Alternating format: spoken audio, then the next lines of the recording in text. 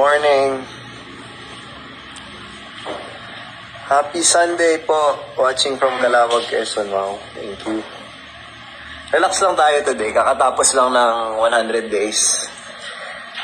So, tsaka na ako mag-update na nasa page ko naman po yung whole speech regarding sa nagawa natin during our 100 days. So, ngayon, chill lang. Relax lang tayo. Kailangan. Kasi tomorrow is a Hey guys, nakagulat naman. Hindi pala si Daniel, hindi pala nagkabalikan itong si Daniel Padilla ayon kay Ojo Diaz. Alam naman natin pag Ojo Diaz na yung nag-stroke. Parang 96-95% totoo, diba? Yung mga sinasabi ni Ojo Diaz sa kanyang programa sa YouTube.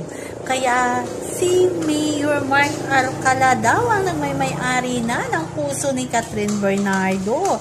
At idinitalye talaga ni Ojo Diaz, pero hindi naman talaga confirm kasi nga hindi nagsasalita ang dalawa, kasi nga nagwa-wonder ang lahat, walang photos na lumalabas na magkasama ang dalawa, pero parang December pa daw na mag-official na mag-shota itong si Mayor Mark at si Catherine Bernardo. Minsan daw si Mayor Mark yung pumupunta ng Manila at minsan daw si Catherine Bernardo ang pumupunta ng Lucena.